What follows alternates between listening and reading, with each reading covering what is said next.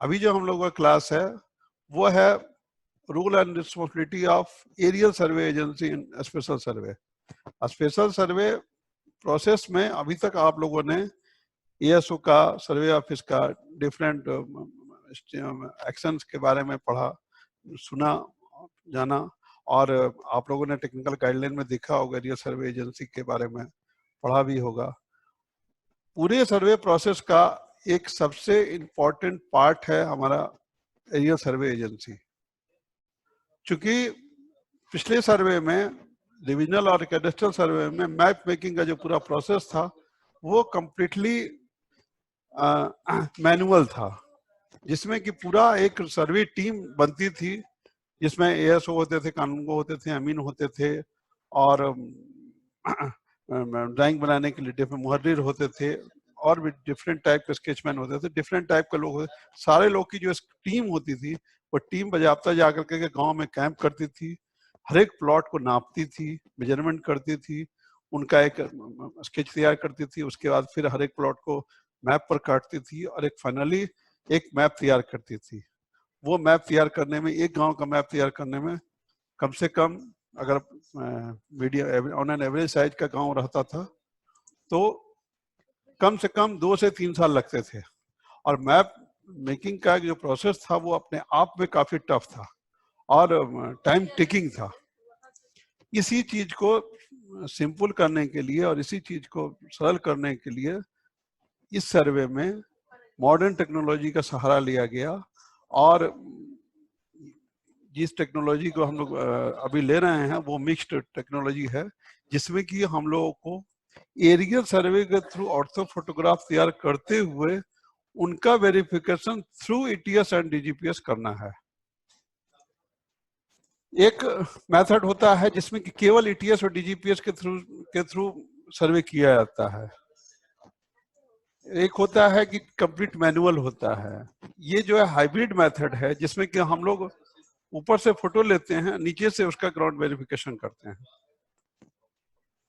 तो इसके बारे में इसलिए जो है एजेंसी को बताना है, एजेंसी को आपको मैप बनाने के लिए एंगेज किया गया है बिहार सरकार के द्वारा। बिहार सरकार के द्वारा बिहार में काम करने के लिए, मॉडर्न टेक्नोलॉजी के थ्रू मैप बनाने के लिए डिफरेंट एजेंसियां इनवाइट की गई थी, जिसमें कि फाइनली अभी हम लोग के यहाँ 3 एजेंसियां, 3 एरियल सर्वे एजेंसियां जो हैं वो वर्क कर रही हैं। पहली है ILFS, दूसरी है IAC और तीसरी है GIS कंसोर्टियम। पहली जो ILFS है उसको इस पूरे बिहार के 38 जिलों को तीनों एजेंसियों के बीच में बांटा गया है। ILFS को कुल मिलाकर के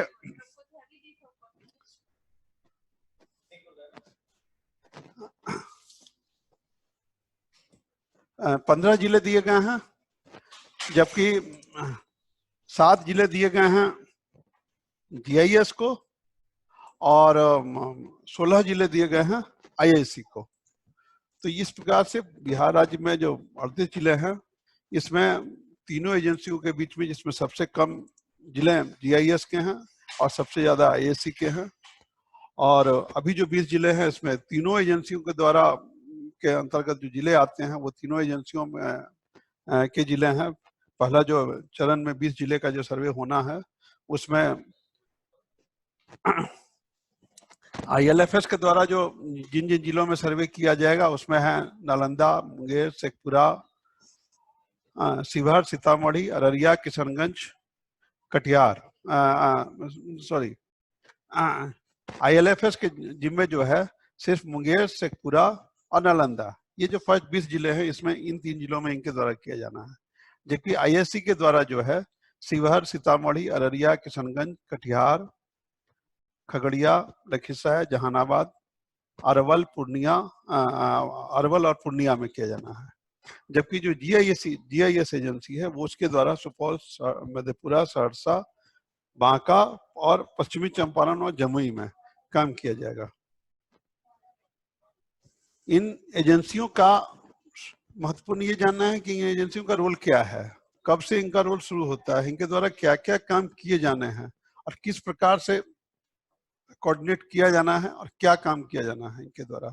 सबसे पहला जो इन लोगों का काम होता है वो ये कि डायरेक्टरेट के साथ इन लोगों का एमओयू साइन हुआ, एग्रीमेंट बना, एग्रीमेंट साइन हुआ, कौन कौन से काम निर्धारित किए गए, कौन कौन सा काम किया जाएगा, कौन कौन सी फैसिलिटी दी जाएगी, गवर्नमेंट की तरफ से क्या क्या दिया जाएगा, ये सारी चीजें निर्धारित होने के बाद इन लोगों के द्वारा काम करना शुरू किया गया तीनों एजेंसियों के द्वारा। और सबसे पहले इन लोगों के द्वारा सर्वे ऑफ इंडिया का रेफरेंस लेते हुए प्राइमरी कंट्रोल पॉइंट हर एक डिस्ट्रिक्ट में स्थापित किए गए। ऑलमोस्ट ज्यादातर primary control point district headquarter में ही लगाया गया। आवश्यकता अनुसार सेकेंडरी कंट्रोल पॉइंट लगाए गए और जब काम रियल ग्राउंड वर्क शुरू होगा तब इनके द्वारा आवश्यकता अनुसार हर गांव में टर्शरी कंट्रोल पॉइंट लगाए जाएंगे। इनका जो मैप मेकिंग का प्रोसेस है, डिटेल मैप कैसे इनके द्वारा बनाया जाता है, ये आपने पिछले क्लास में सुना होगा किस प्रकार से इनके द्वारा मैप बनाया जाता है। तो इनके द्वारा सबसे पहला जो काम किया गया कि पूरे बिहार में हवाई जहाज उड़ा करके हर एरिया का नक्शा जो है तैयार किया गया। हर एरिया का फोटोग्राफी की गई और फोटोग्राफी तैयार करके उसका एक ऑर्थो फोटोग्राफ तैयार किया गया। कुछ इलाकों में जहां ऑर्थो फोटोग्राफ तैयार करने के बाद उस ऑर्थो फोटोग्राफ को सिक्योरिटी वेटिंग के लिए गवर्नमेंट ऑफ इंडिया को भेजा गया। गवर्नमेंट ऑफ इंडिया के जो डिफरेंट होम मिनिस्ट्री है, डिफेंस डिपार्टमेंट, डिफेंस है, वो सारे मिल करके एक नो ऑब्जेक्शन सर्टिफिकेट देते हैं जिसके आधार पर मैप का प्रोडक्शन करने का परमिशन दिया जाता है। उस परमिशन को मिलने के बाद ही एजेंसियां मैप प्रोडक्शन करके आपको सर्वे के लिए अवेलेबल करा पाती हैं और आप उस मैप को लेकर करके हमारे सर्वे जो कर्मी हैं वो उसको लेकर के काम शुरू कर पाते हैं। तो या कुछ तो सिक्योरिटी वेटिंग के कारण और कुछ ज्योग्राफिकल या नेचुरल कारण से भी कुछ जगह का मैप क्लियर नहीं हो पाता है। मान लिया कहीं बहुत डेंस फॉरेस्ट का इलाका है, ऊपर से फोटोग्राफी किया जाना संभव नहीं है, या at the time of aircraft जिस समय फोटोग्राफी उस समय में वेदर इंक्लूड नहीं हो पाया, नहीं ऑर्थो फोटोग्राफ तैयार हो पाए, तो कुछ स्पेसिफिक रीजन से भी कहीं कहीं का, तो उसमें बेसिकली अभी बिहार में केवल मधुबनी का मेजर पार्ट छूटा हुआ है और कुछ थोड़े बहुत और डिफरेंट जिले के जो पार्ट छूटे हुए हैं, तो उनका तैयार करने के लिए HRSI मेथड से मैप बनाने के लिए गवर्नमेंट के द्वारा, बिहार गवर्नमेंट के द्वारा, निदेशालय द्वारा इन लोगों को इनके साथ फिर से एग्रीमेंट किया गया है कि आप HRSI मतलब हाई रेजोल्यूशन सैटेलाइट इमेज के थ्रू आप उसका ऑर्थो फोटोग्राफ तैयार करें। मतलब सैटेलाइट इमेज के थ्रू, उसमें एरियल फोटोग्राफ, एरियल क्राफ्ट को नहीं उड़ाना है, उसमें सैटेलाइट इमेज के थ्रू उसका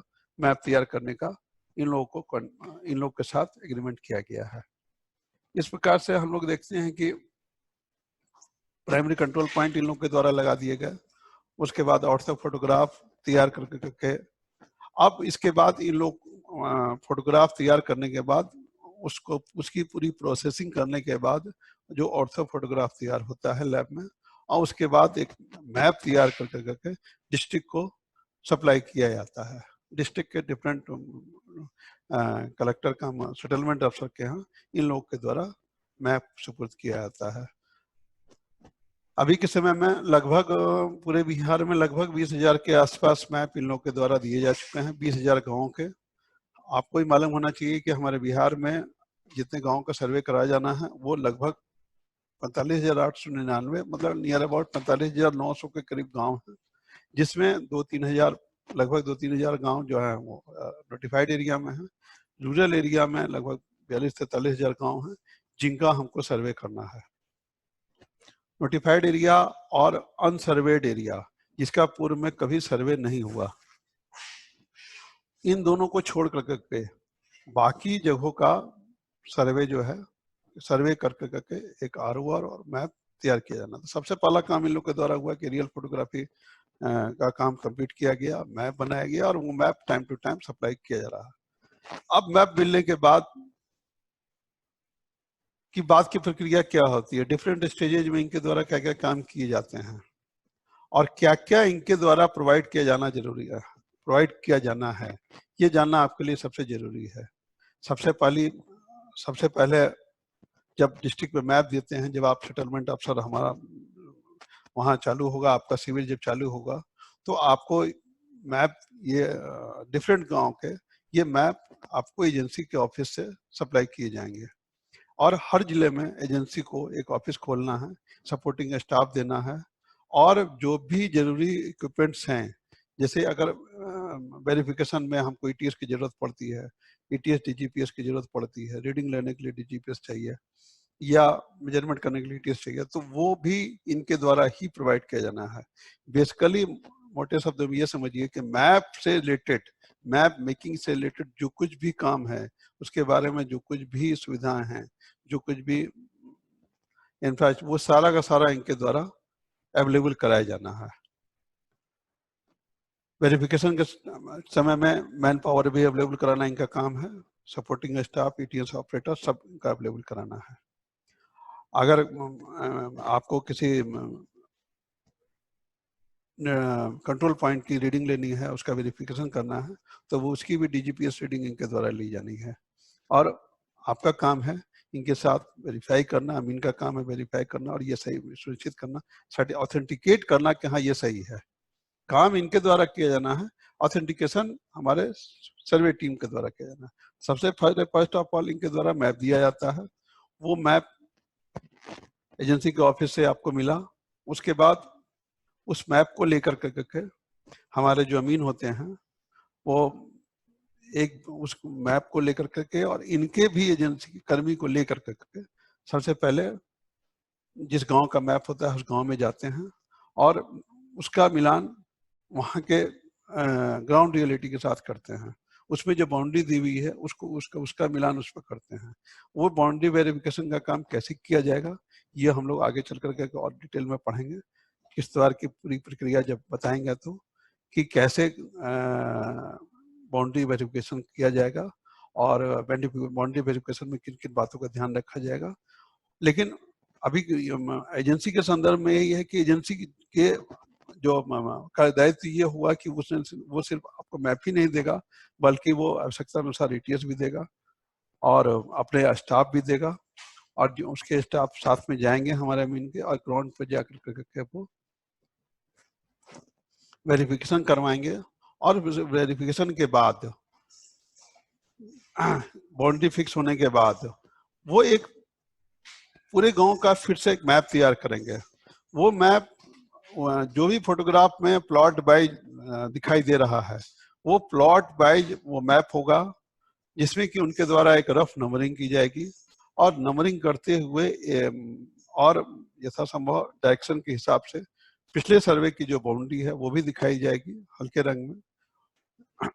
और उसके साथ हर एक प्लॉट का एरिया जो है उसका स्टेटमेंट भी उनके द्वारा दिया जाएगा। मीन्स कि जो मैप उनके द्वारा दिया जाएगा उसमें plot wise area statement, detail area statement भी उनके द्वारा दिया जाएगा और इस एरिया स्टेटमेंट के साथ और मैप के साथ हमारे अमीन जो हैं वो फील्ड में जाएंगे और प्लॉट टू प्लॉट 100% प्लॉट का वेरिफिकेशन करेंगे और उस प्लॉट में जो डिफरेंस पाएंगे उसको वो मैप की जो वर्किंग सीट होगी उस पर वो अंकित करते जाएंगे और बाउंड्री में अगर कहीं संशोधन करना होगा तो वो करेंगे। प्लॉट का एमलगेशन होगा, प्लॉट का डिवीजन होगा, वो सारे कुछ मैप में करते जाएंगे और करने के बाद उस वर्किंग सीट को पुनः एजेंसी को अवेलेबल कराएंगे।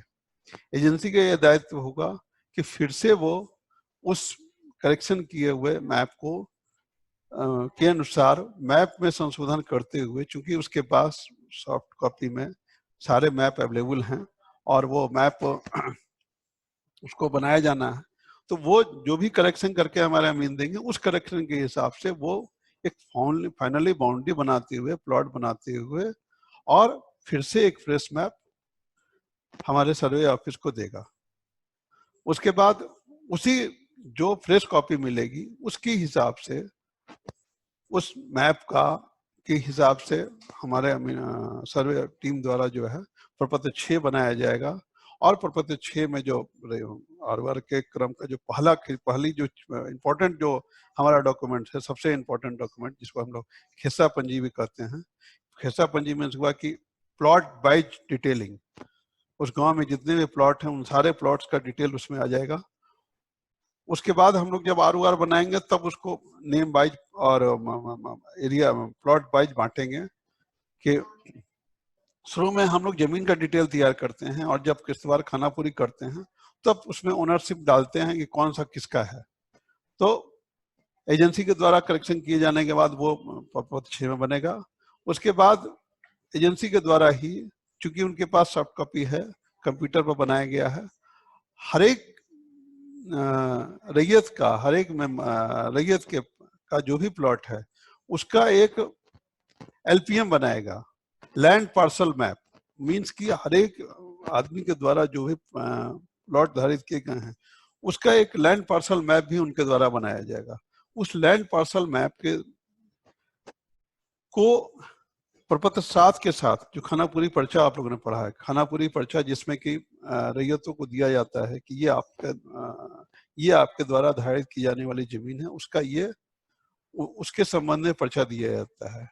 हमारे एलपीएम के बारे में आपको टेक्निकल गाइडलाइन में या कोई प्रिस्क्राइब फॉर्म नहीं है या टेक्निकल गाइडलाइन में उसमें इसकी चर्चा नहीं है, लेकिन चूंकि मॉडर्न टेक्नोलॉजी से काम हो रहा है और कंप्यूटर पर ये हमको अवेलेबल है, इसलिए हम ऑब्जेक्शन को सही ढंग से प्राप्त करने के लिए और रैयतों को सही सही जानकारी देने के लिए हम लोग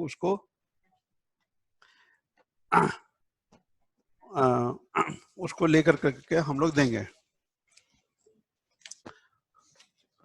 तो रैयतों को जब एलपीएम देंगे हर एक प्लॉट वाइज, उसके बाद आप जानते हैं एजुकेशन का पीरियड शुरू होता है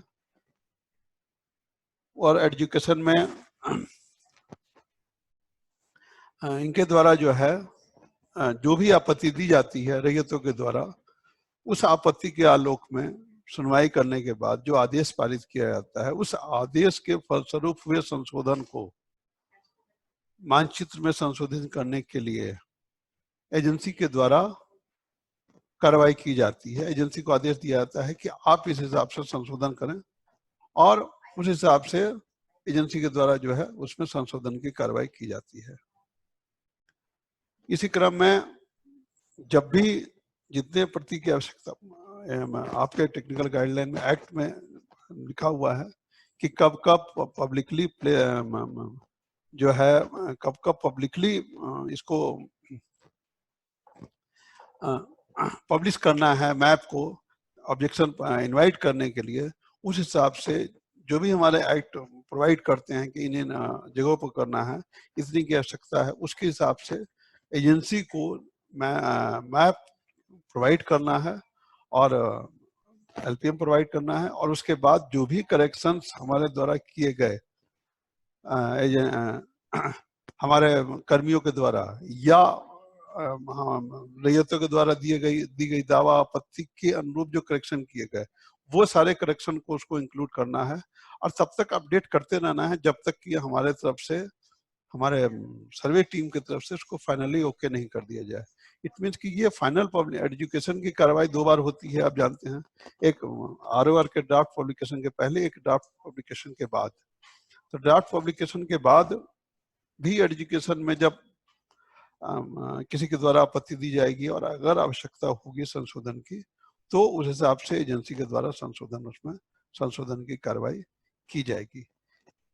बेसिकली ज्यादा महत्वपूर्ण काम एजुकेशन के पहले तक का ही एजेंसी का होता है। एजेंसी एजुकेशन के बाद एजेंसी का रोल कम हो जाता है। उसका काम सिर्फ इतना रहता है कि वो आवश्यकता अनुसार और एज पर रिक्वायरमेंट वो उसमें संशोधन की कार्रवाई करे और मैप को सुधारने का काम करे। यहाँ पर इम्पोर्टेंट ये है कि ESO के लिए सबसे जो इम्पोर्टेंट ड्यूटी होती है कि एजेंसी के साथ कोऑर्डिनेट करना और कोऑर्डिनेट कर करके काम को इस ढंग से करना कि सबसे पहले कि कम से कम समय में ज़्यादा से ज़्यादा रिजल्ट लिया जा सके।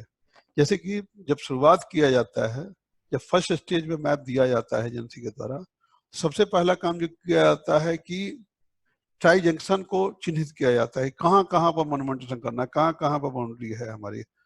तो अगर एजेंसी पहले ही से दे देती है कि इस पॉइंट पर है, और आपके द्वारा एक एक्यूरेट, एक ऑथेंटिक और एक एक्यूरेट ऐसा वर्क प्लान किया जाता है जिसमें कम से कम मेहनत में कम से कम अमीन को कोऑर्डिनेट सही ढंग से किया जा सके।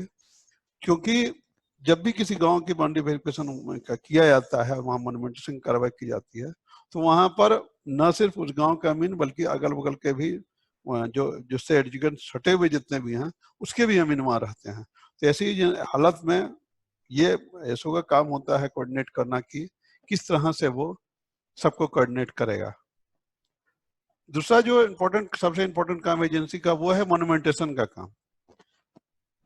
एजेंसी जब टर्सरी कंट्रोल पॉइंट का काम करती है, जब गांव का बाउंड्री वेरिफिकेशन करती है, तो टाई जंक्शन जहां जहां पर टाई जंक्शन चिन्हित करती है, जहां पर 2 गांव की सीमा मिलती है, 3 गांव की सीमा मिलती है, वहां पर उनके द्वारा एक पॉइंट फिक्स किया जाता है और वहां पर एक पिलर के रूप में एक मोनुमेंटेशन करने की कार्रवाई की जाती है।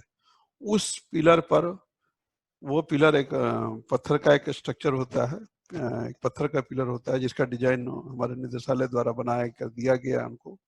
उसमें वो ट्रायंगल शेप का होता है और उस ट्रायंगल के शेप में तीनों तरफ से जो कंसर्निंग गांव होते हैं उनका नंबर, थाना नंबर लिखा रहता है, और प्लस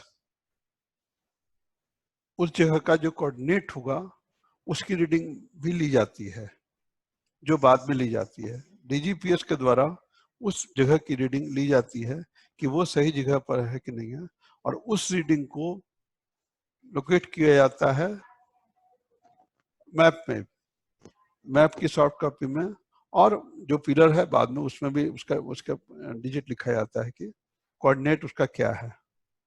और इस क्रम में बेसिकली सारा किश्तवाड़ का काम एजेंसी का ही काम होता है, लेकिन सर्वे के टीम को उसको सपोर्ट करना है, उसके साथ कोऑर्डिनेट करना है और ऑथेंटिकेट करना है। अब जहां ऑथेंटिकेशन की बात हो जाती है तो ऐसी स्थिति में उसके द्वारा जब भी जो भी काम किया जाता है उसमें सर्वे के कर्मी की उपस्थिति जो है वो अनिवार्य हो जाती है। तो मोनुमेंटेशन का काम किया गया, उसके बाद जहां जहां भी पिलर हैं उनके कोऑर्डिनेट लेना आपका काम है, ताकि कोऑर्डिनेट को प्रिजर्व करके रखा जा सके भविष्य में जो है उसके ऑथेंटिकेशन के लिए। वो अगर मिसप्लेस हो जाता है पिलर, तो वो कोऑर्डिनेट की रीडिंग ही जो है उस प्लेस को चिन्हित करने में सहायक सिद्ध होगी। तो इस प्रकार से एजेंसी का रोल शुरू के स्टेज में काफी महत्वपूर्ण है, और सबसे ज्यादा वर्क उन्हीं के द्वारा किया जाना है और आपके द्वारा उनकी मॉनिटरिंग की जानी है, और रिसोर्सेज की अवेलेबिलिटी उनके द्वारा कराई जानी है। हर जिले में एज पर उनको एक ऑफिस खोलना है और अपने स्टाफ को एटीएस डीजीपीएस मशीन को वहां रखना है, और इंफ्रास्ट्रक्चर प्रोवाइड करना, जैसे ऑफिस के लिए स्पेस अवेलेबल कराना या उनको आवश्यक सुविधाएं उपलब्ध कराना, वो हमारे डिस्ट्रिक्ट एडमिनिस्ट्रेशन का काम है, वो हमारे सर्वे टीम का काम है कि उनको जो भी आवश्यक सुविधाएं हो वो उनको उपलब्ध कराई जाए।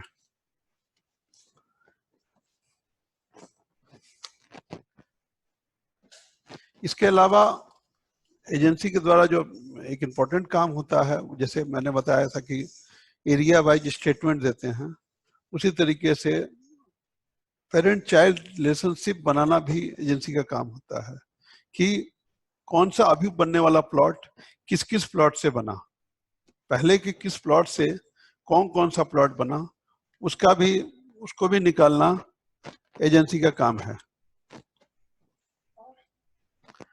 और एजेंसी के द्वारा जो मैप बनाया जाता है उसमें जो एग्रीकल्चर, प्योर एग्रीकल्चर क्षेत्र है उसका मैप की स्केलिंग, और जो आवासीय क्षेत्र होता है उसकी स्केलिंग अलग अलग। आवासीय क्षेत्रों का जो मैप बनाया जाता है वो 1:1000 के स्केल पर बनाया जाता है, क्योंकि वो डेंस होता है, वहाँ प्लॉट्स छोटे छोटे होते हैं, और एग्रीकल्चर के एरिया जो है उसके प्लॉट थोड़े बड़े होते हैं कंपेरेटिवली, तो उसका 1:4000 के स्केल पर उसकी मैपिंग की जाती है। तो यहाँ पर जो प्रॉब्लम्स आते हैं एजेंसी के साथ, वो प्रॉब्लम्स आते हैं बेसिकली कि अलग अलग मैप दिया जाना उनका दोनों स्केल पर, क्योंकि जैसे ही वो एग्रीकल्चर किसी गांव के आवासीय क्षेत्र का मैप जब बनाते हैं तो उसके लिए उनको अलग से स्केलिंग कर करके अलग से प्लॉटिंग कर करके बना के देना पड़ता है। सर्वे हमको उसका भी करना है और उसका भी करना है। यहाँ ये कंफ्यूजन नहीं होना चाहिए कि हमको जो रेजिडेंशियल क्षेत्र है उनका सर्वे नहीं करना, उसका भी सर्वे करना है। सर्वे केवल नोटिफाइड एरिया का नहीं करना है, जो नगर पंचायत या नगर परिषद या नगर निगम इस सब के अंदर में आते हैं। गाँव में जो आवासीय क्षेत्र है उनका सर्वे होना है। हाँ, यह है कि उसकी स्केलिंग अलग होनी है, उसका एक पार्ट ऑफ मैप अलग बनेगा और जो अलग स्केल पर होगा, और उसका फील्ड सर्वे अलग होगा, और दोनों को मिला करके प्रपत्र क्षेत्र तैयार होगा और आरओआर तैयार होगा। वहां पर दोनों को डिस्क्रिमिनेट नहीं किया जाएगा। वहां पर प्लॉट वाइज जो एरिया तैयार होगा वो डिटेल तैयार होगा। तो ये एक मैंने आउटलाइन बताया, और जो भी एजेंसी के द्वारा काम किए जाते हैं वो सब के सब सॉफ्ट कॉपी में, सॉफ्ट डेटा में संधारित किए जाते हैं, कंप्यूटर के थ्रू किए जाते हैं। और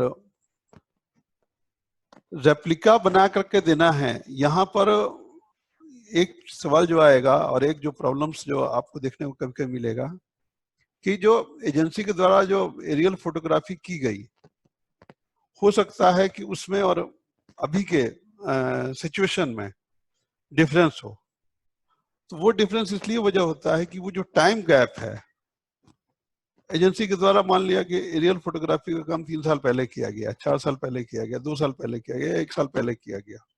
उसके बाद हमारे प्लॉट्स में बहुत सारे डिवीजन हो गए, एमलगेशन हो गया, रैयतों में आपस में इंटरचेंज हुआ, प्लॉट्स का इंटरचेंज हुआ। तो उसके हिसाब से जो ग्राउंड रियलिटी में जो चेंज आया, उसके हिसाब से आप देखेंगे कि उनके द्वारा जो मैप दिया गया वो ग्राउंड रियलिटी से काफी डिफर कर रहा है। तो ये सिर्फ time, due to time gap है, इसमें कोई बेसिक फॉल्ट नहीं है। इसको ग्राउंड रियलिटी के हिसाब से ठीक कर लेना है। इसमें ये बात नहीं है कि उनकी गलती से उनके द्वारा बनाया गया है। जिस समय फोटोग्राफी की गई उस समय की जो रियल पिक्चर थी वो उस फोटोग्राफ में है। आपको प्रेजेंट सिचुएशन से उसको मिला करके उसका करेक्शन करना पड़ता है। कहीं कहीं पर टाइम गैप ज्यादा भी हो सकता है, कहीं कम भी हो सकता है, लेकिन ये बहुत ज्यादा नहीं होगा। और कोई ऐसा नहीं है कि 10-5 साल पहले, बहुत पहले का फोटोग्राफी किया हुआ। किसी किसी क्षेत्र में थोड़ा सा पीरियड ज्यादा होता है, 50 साल का गैप हो सकता है, किसी में कम हो सकता है। तो वो ये कोई बहुत बड़ा इशू नहीं होगा अपने आप में। हाँ, ये जरूर है कि एजेंसी के साथ सर्वे ऑफिस की लाइजनिंग वेल एस्टेब्लिश होनी चाहिए और कोऑर्डिनेशन सही होना चाहिए, तभी उसकी मैप बनाने की प्रक्रिया जो होगी वो सही होगी। बहुत सारे डिफिकल्ट एरिया में, जहाँ जैसे नदी का क्षेत्र है, जहाँ पर बहुत बड़ा कोई ज्योग्राफिकली कोई ऐसा मली जंगल है या कोई पहाड़ी टाइप का है, वहाँ पर मोन्यूमेंट की कार्रवाई कैसे की जाएगी। वहाँ पर मान लिया किसी का टाई जंक्शन नहीं मिल रहा है, किसी गांव का टाई जंक्शन नहीं मिल रहा है, तो ऐसी स्थिति में आपके द्वारा प्रॉब्लम का सॉल्यूशन किया जाएगा। इसमें टेक्निकल असिस्टेंस दिया जाएगा एजेंसी के द्वारा, लेकिन बेसिकली डिसीजन आपका माना है किस प्रकार से किया जाना है, वहां पर प्रॉब्लम को कैसे सॉर्ट आउट करना है, टेक्निकली वो बताएंगे। लेकिन दोनों को मिल कर करके सभी टाइप के प्रॉब्लम्स को सॉर्ट आउट करना पड़ेगा और एक एररलेस मैप को बनाना पड़ेगा। क्योंकि मैप बनाने का जो काम है, सर्वे में बेसिकली दो पार्ट हैं, एक मैप और दूसरा आरओआर। मैप जो है वो वन टाइम वर्क है, आरओआर अपडेट होता रहता है। मैप जब एक बार बन जाएगा तो उसके एरर को मिनिमाइज नहीं किया सकता है, उसको एरर को बर्दाश्त नहीं किया जा सकता है। वो अपने आप में एक परमानेंट चीज है।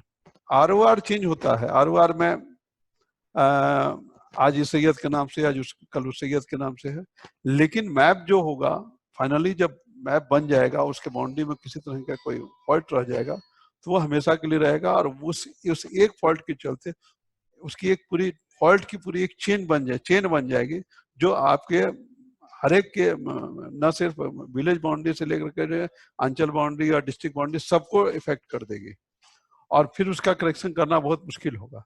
तो ऐसी स्थिति में मैप को बिल्कुल सही सही करना बहुत जरूरी है और ये बेसिकली एजेंसी के द्वारा करना है और आपके द्वारा भी इस काम को करना है। अभी हम लोग 5 मिनट का गैप लेंगे, 2-3 मिनट का, उसके बाद फिर क्वेश्चन आंसर के लिए मैं आप लोग को ज्वाइन करूंगा और आप लोग जो भी डाउट्स होंगे, जो भी आप लोग को प्रॉब्लम्स है उसको आप लोग पूछ सकते हैं। Thank you.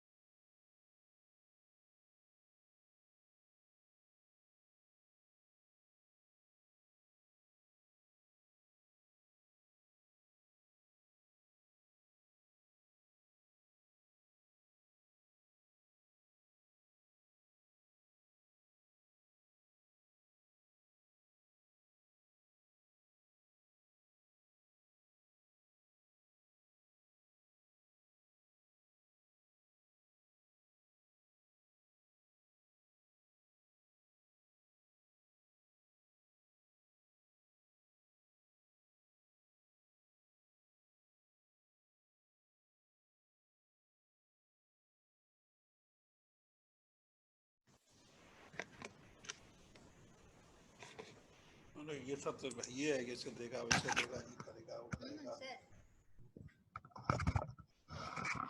हाँ हेलो। हाँ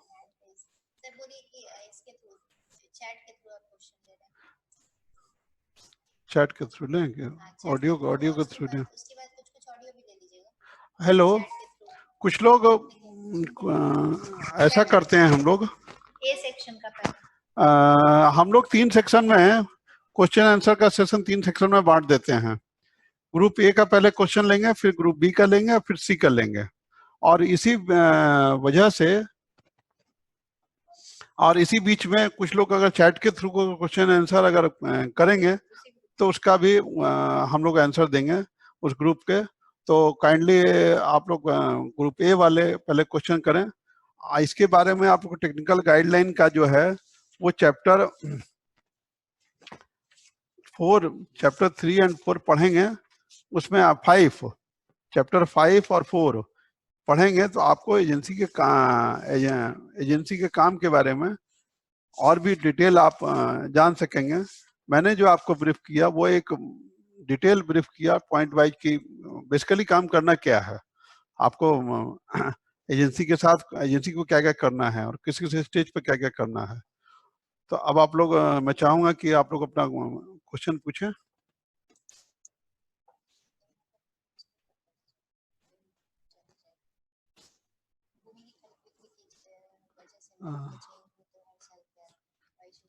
हाँ वैसा चुनाव हर साल होगा नहीं? जवाब दीजिए आप। भूमि के खरीद बिक्री की वजह से मैप में चेंज होगा तो क्या हर साल होगा, और क्या हर वर्ष चुनाव हर साल होगा? नहीं नहीं होगा, नहीं होगा, अपडेट होता जाएगा। हाँ हेलो, उन लोग का मीटिंग की है क्या? उन लोग का साउंड ना, नहीं नहीं नहीं, किसी की आवाज नहीं आ रही है। हेलो, नहीं नहीं नहीं, उन लोग को क्वेश्चन पूछने के लिए कहा है ना उन लोग को। नहीं नहीं, उससे बोलिए ना, ऑडियो वीडियो का चालू, ऑडियो चालू कीजिए ना। नहीं नहीं, चालू कीजिए वो लोग का ऑडियो। हाँ हेलो, हाँ पूछिए और सक्तर जी।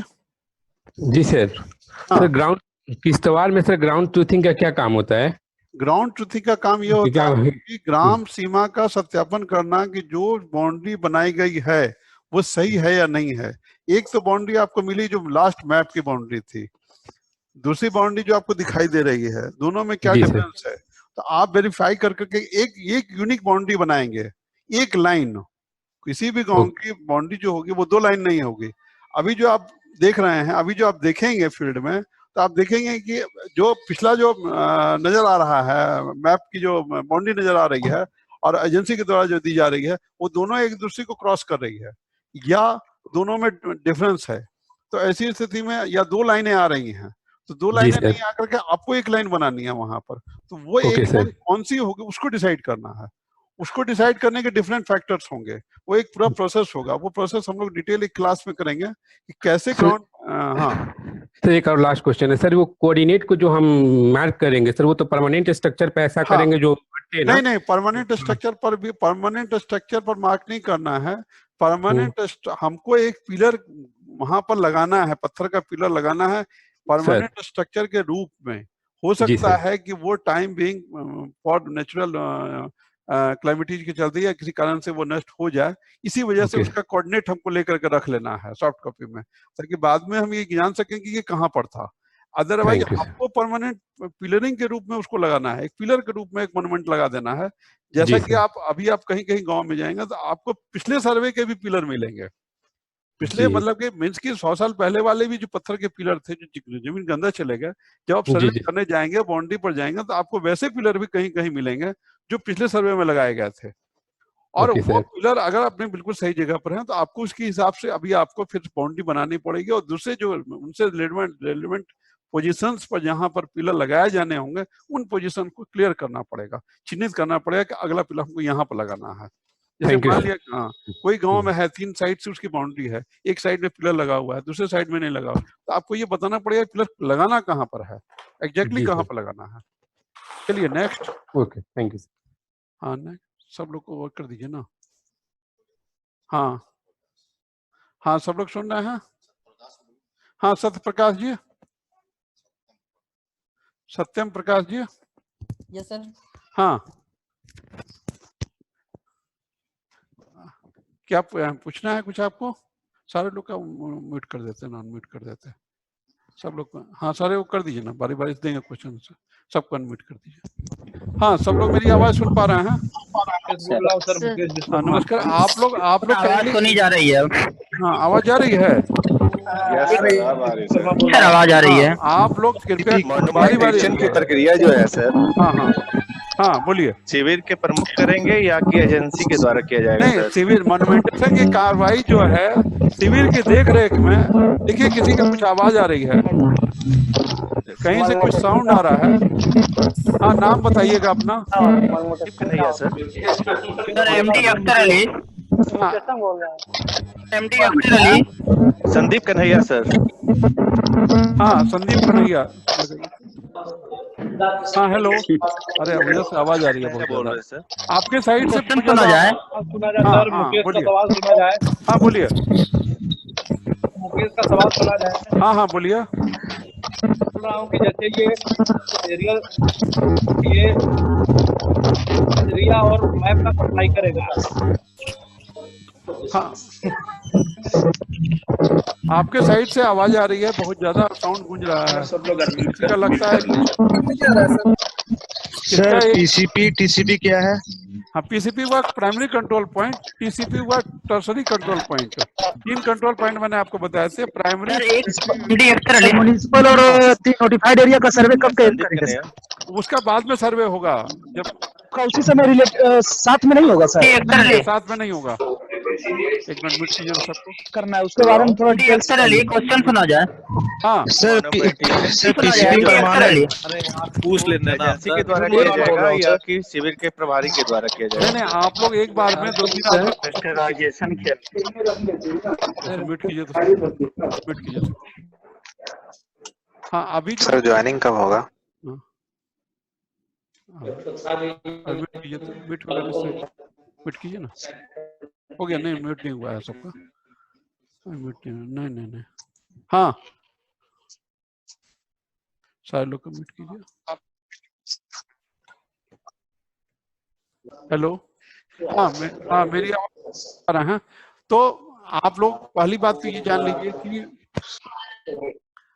जो मैंने अभी सवाल सुने, 2-3 सवाल सुने कि क्या नोटिफाइड एरिया का सर्वे साथ में होगा। तो पहली बात ये जान लीजिए कि नोटिफाइड एरिया का सर्वे अनसर्वेड लैंड का एरिया सर्वे साथ में नहीं होगा, वो अलग डायरेक्शन से होगा और उसके लिए अलग गाइडलाइन इश्यू होगी, अलग डायरेक्शन दिया जाएगा, अलग से उसकी प्रक्रिया निर्धारित की जाएगी और जिस हिसाब से गाइडलाइन बनाए जाएंगे स्टेट गवर्नमेंट के द्वारा, उस हिसाब से उसका सर्वे किया जाएगा। उसके बारे में अभी डिफरेंट गाइडलाइन नहीं बनाए गए हैं। दूसरी बात ये आपके द्वारा ये पूछा गया कि मोन्यूमेंटेशन जो है वो किसके द्वारा किया जाएगा। तो मोन्यूमेंटेशन में पिलर लगाने का काम एजेंसी के द्वारा किया जाएगा। सत्यापन का काम मैंने आपको बताया था कि ऑथेंटिकेशन का काम सर्वे की टीम का होगा। मींस कि अमीन के द्वारा सत्यापित किया जाएगा कि हाँ, एजेंसी के द्वारा जो पिलर लगाया गया वो सही जगह पर लगाया गया कि नहीं लगाया गया। उसकी लिस्ट वो आपको प्रोवाइड करेंगे कि कहाँ कहाँ हमने पिलर लगाया। उसका कोऑर्डिनेट आपको उससे कोऑर्डिनेट की रीडिंग का डिटेलिंग लेनी है, आपको प्लेस की डिटेलिंग लेनी है कि कहाँ कहाँ पर आपने ट्रांजैक्शन चिन्हित किया, कहाँ कहाँ पर आपने मोन्यूमेंटेशन लगाना। मतलब कि आपकी देख रेख में एजेंसी के द्वारा वो काम किया जाना है। काम एजेंसी का है, किस्तवार की पूरी प्रक्रिया एजेंसी के द्वारा ही की जानी है। लेकिन चूंकि ऑथेंटिकेट आपको करना है, इसलिए ऐसा नहीं हो सकता है कि उसके द्वारा कहीं पर बॉन्डिफिकेशन कर दिया गया, पिलर लगा दिया गया और आपके अमीन के द्वारा आंख बंद करके उस पर साइन कर दिया गया।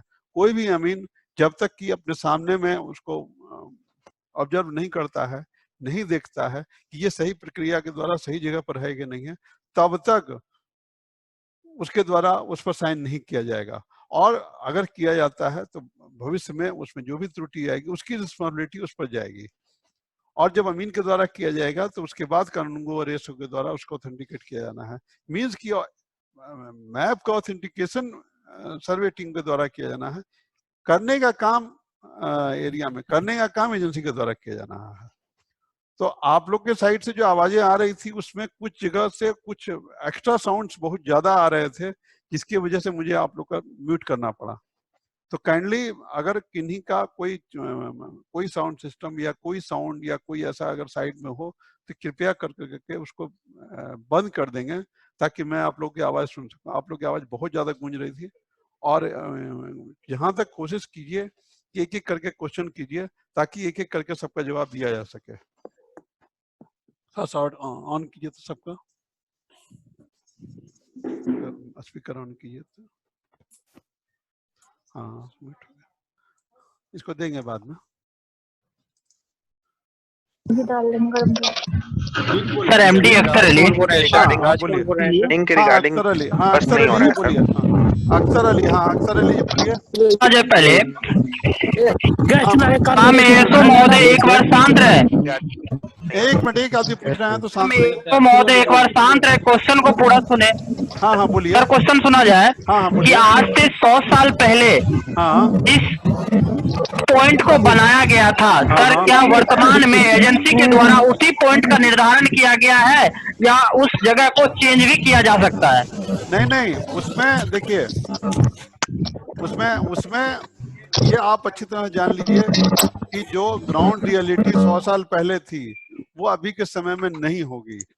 ग्राउंड रियलिटी 100 साल पहले का जो नक्शा बनाया गया है, अभी हमारे टेक्निकल गाइडलाइन में ये प्रोविजन किया गया है कि टोटल गांव का एरिया अगर 5% से तक डिफर करता है तो आपको उसको सही मान लेना है। 5% से ज्यादा के केस में आपको रेफर करना है अपर अथॉरिटी को।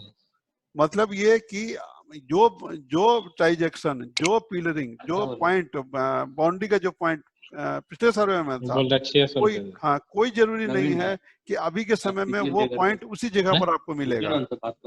और एजेंसी के द्वारा पिछले सर्वे का जो मैप में जो दिए हुए हैं पॉइंट, फिक्स पॉइंट, उनका केवल रेफरेंस लिया जाता है, न कि उसको हूबहू माना जाता है। उसका रेफरेंस लेते हुए और दूसरे गांव से उसका मिलान करते हुए आप किसी एक गांव का, एक हमेशा याद रखिए कि आप केवल एक गांव का सर्वे नहीं करना है, आपको सबका करना है। अगर आप एक में पिछले को मान लेंगे तो हो सकता है दूसरे में आपको डिफर कर जाएगा। तो आपको अभी के पोजीशन में जो भी चेंजेस आपको दिखाई दे रहे हैं वो उनको देखते हुए, और जो जहां पर आपका फिक्स पॉइंट आता है वहां पर पिलरिंग का काम किया जाना है एजेंसी के द्वारा।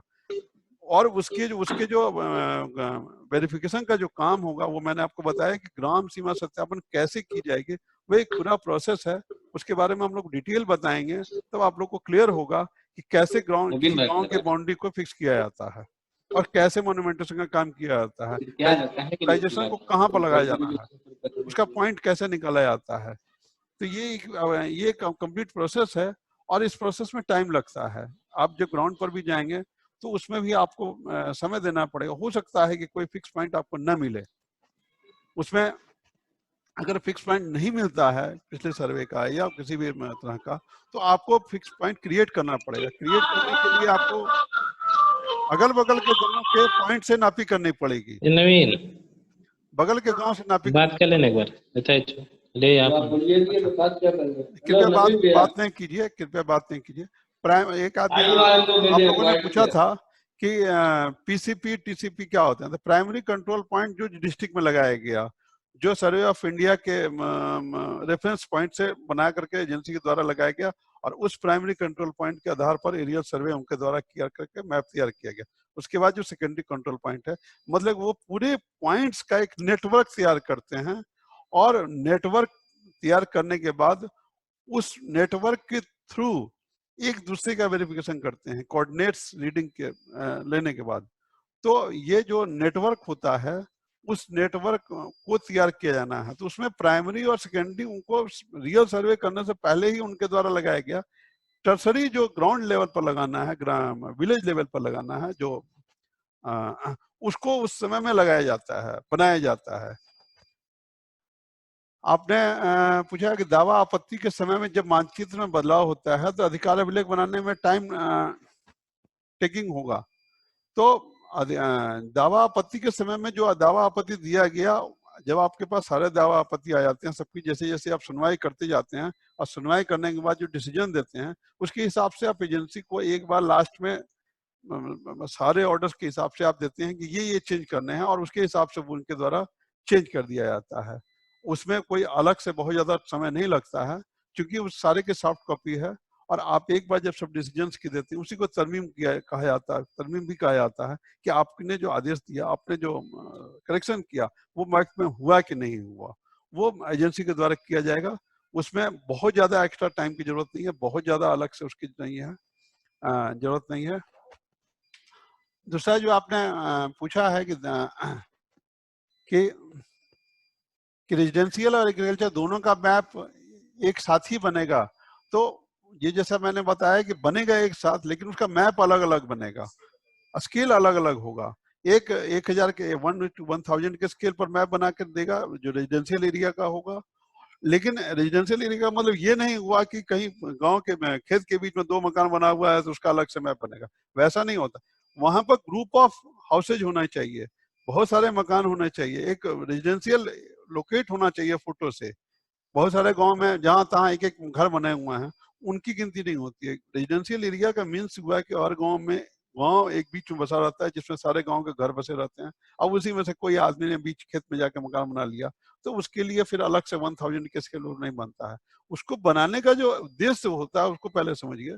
उसका उद्देश्य होता है कि मकान सटे सटे होते हैं, छोटे छोटे प्लॉट्स में बने होते हैं, तो उसके लिए अगर हम बड़े स्केल पर नहीं बनाएंगे 1000 के स्केल पर तो हम काम नहीं कर पाएंगे और उसके आरओआर बनाने में भी हमको दिक्कत होगी और मैप पर प्लॉट क्लियर नहीं दिखेगा, विजिबल नहीं होगा। अगर 1000 के स्केल पर हम रेजिडेंशियल एरिया का नहीं बनाए, 1:4000 के स्केल पर बनाए तो प्लॉट, बहुत सारे प्लॉट विजिबल ही नहीं होंगे। जैसे आप देखते हैं कि 1 डिसमिल प्लॉट पर भी मकान बनाया हुआ है तो वो 1 डिसमिल का प्लॉट विजिबल ही नहीं होगा अगर 1:4000 के स्केल पर बनता है तो। इसलिए उसको अलग स्केल पर बनाए। काम दोनों साथ साथ चलता है। आपके मेन जब एरिया सर्वे में एग्रीकल्चर एरिया कर करके जब वहां पहुंचते हैं तो हो सकता है वहां पर 1 आध दिन उनको एक्स्ट्रा समय लगे, थोड़ा सा समय बदलता है, लेकिन जो है फिर उसके बाद रेजिडेंशियल एरिया का जैसे ही एजेंसी देती है काम कर करके तो पहले अमीन द्वारा यही किया जाता है कि पहले उसके द्वारा 1:4000 पर जो स्केल पर जो मैप मिला उसका काम कर लिया जाता है और उसके बाद काम करके उसको करेक्शन के लिए दे दिया जाता है एजेंसी को और जब तक वो करेक्शन होता है तब तक वो फिर 1:1000 वाले स्केल पर काम करता है और फिर उसको कर करके एजेंसी को, दोनों मैप अलग अलग दिए जाते हैं।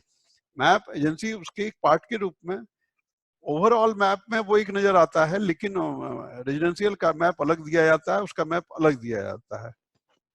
एक आपने पूछा है हाइब्रिड मेथड क्या है, तो हाइब्रिड मेथड का मतलब हुआ कि केवल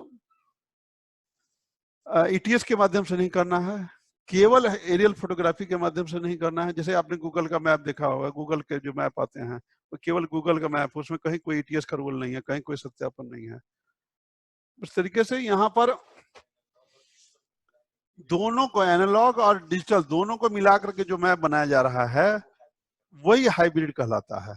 हाइब्रिड का मतलब ये हुआ कि हम ईटीएस का भी प्रयोग कर रहे हैं और एरियल फोटोग्राफी का भी प्रयोग कर रहे हैं। हाँ, तो एनालॉग और डिजिटल दोनों का प्रयोग कर करके जो मैप बना रहे हैं और उसको हम, वही जो है हम लोगों का हाइब्रिड मेथड है। इसके बाद आपने एक ने पूछा है कि एरोप्लेन की जगह ड्रोन से नहीं कर सकते हैं, तो ड्रोन से किया जाने वाला सर्वे एक्यूरेसी का ड्रोन से भी किया जा सकता है, ड्रोन से होता है, लेकिन वो एक इतने बड़े एरिया के लिए बहुत ज्यादा विजिबल नहीं हो सकता है। और दूसरी बात ये कि ड्रोन से करने का ये प्रस्ताव तैयार किया जा रहा है जहां पर दिक्कत, हाँ, टाउन क्षेत्र में जहां पर कि डेंस पॉपुलेशन है, छोटे छोटे प्लॉट्स हैं, जहां पर कि एयरक्राफ्ट को उड़ाया जाना संभव नहीं है, क्योंकि ये पूरे बिहार का किया जाना है और पूरे बिहार में ये बहुत बड़े एरिया का किया जाना है, इसलिए इतने बड़े एरिया का केवल ड्रोन से किया जाना संभव नहीं है। और इसकी भी फोटोग्राफी की एक्यूरेसी जो है, जो एरियल क्राफ्ट के द्वारा जो एरियल फोटोग्राफी जो की जा रही है, ये 20 सेंटीमीटर तक की है। आपके जो उसमें किया जाता है गूगल की जो सैटेलाइट इमेज की जो एक्यूरेसी होती है, रेजोल्यूशन वो होता है, वो करीब मीटर में होता है, 50 सेंटीमीटर से 100 सेंटीमीटर तक में होता है। उसकी एक्यूरेसी 20 सेंटीमीटर, इसमें आपको 20 सेंटीमीटर तक की एक्यूरेसी आ जाती है। आपने पूछा है कि अगर हर साल मैप मेकिंग नहीं होगी तो मैप कैसे अपडेट होगा, तो मैप मेकिंग नहीं किया जाता है, मैप का अपडेशन किया जाता है। मान लिया कि किसी गांव में किसी प्लॉट आपने बनाया, बाउंड्री बनाई और बाद में वो प्लॉट किसी दूसरे के द्वारा खरीद लिया गया और उसका एमलगेशन हो गया दूसरे प्लॉट के साथ, तो उसके आधार पर यहाँ चूंकि हमारा हर एक इंडिविजुअल प्लॉट भी अलग अलग बन जाएगा और तो एजेंसी के द्वारा सॉफ्ट कॉपी में उसके आरओआर के हिसाब से मैप में चेंज किया जाएगा। और जो ऑटोमेटिक अपडेशन होगा, ये इस तरह का ऑटोमेटिक अपडेशन की प्रक्रिया जो है वो यूपी में एट प्रेजेंट लागू है, जहां पर कि जब भी कोई ट्रांजैक्शन, लैंड का ट्रांजैक्शन होता है तो उसी समय में लैंड के ट्रांजैक्शन के साथ साथ ही मैप का भी अपडेशन कर दिया जाता है। सॉफ्टवेयर के माध्यम से उसको जो है मैप में भी अपडेट कर दिया जाता है और नतीजा ये होता है कि साइड बाय साइड दोनों चीजें एक साथ अपडेट होती है। उसके लिए ना तो एरियल फोटोग्राफी की जाने की आवश्यकता है और ना ही अलग से मैप बनाने की आवश्यकता है।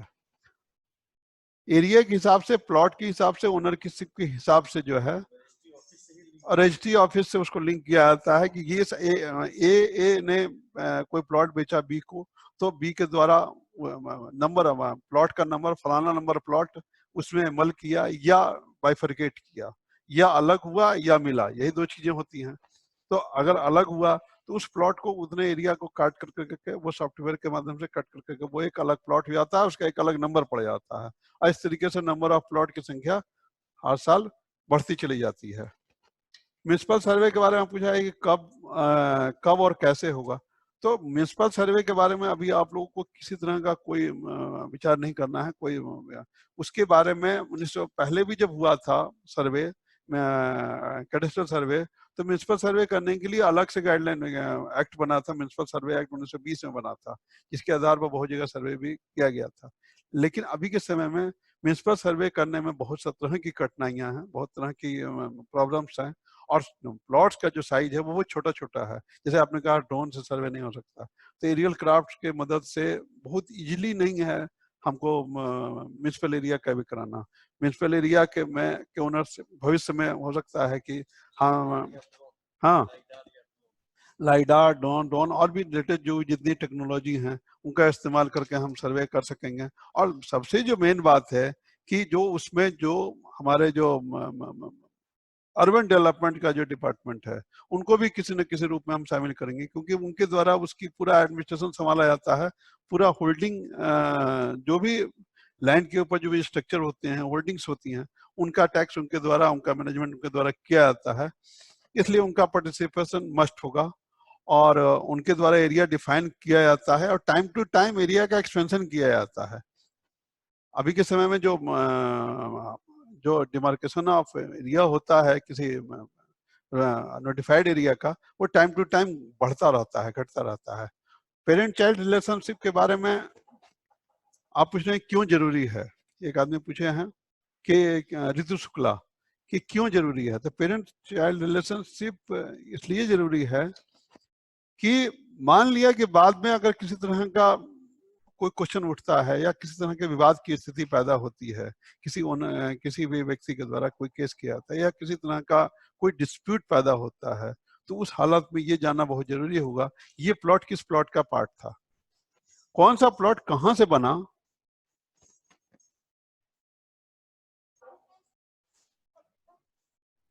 कौन सा प्लॉट किस प्लॉट का पार्ट था, आखिर ये प्लॉट आया कहां से, ये जानना बहुत जरूरी है भविष्य में। इस बात की आवश्यकता, इस बात को जानना बहुत जरूरी है कि कौन सा प्लॉट कहां से आया। वेक्टराइजेशन क्या है? वेक्टराइजेशन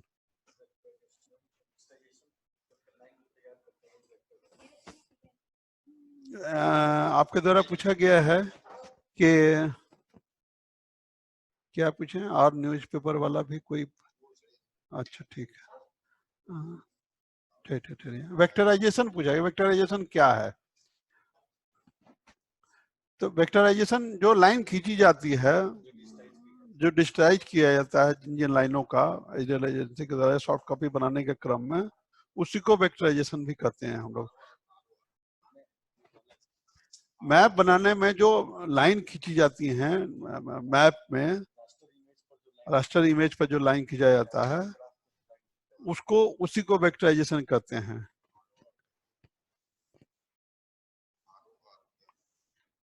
आपने पूछा है कि सर जो चेंज हमने करना है मैप में ड्यू टू टाइम गैप, वो कैसे करते हैं? मैप में जो टाइम गैप के चलते जो नजर आ रहा है आपको, जो आपको सर्वे करने के समय में जो नजर आएगा उसके हिसाब से आपको मैप को अपडेट कर देना है। बाद में जो भी चेंजेस होंगे वो ऑटोमेटिक अपडेट होते जाएंगे और उसको आरओआर के हिसाब से पेपर्स डॉक्यूमेंट्स के आधार पर अपडेट किया जाएगा। फिलहाल आपको जो भी आपको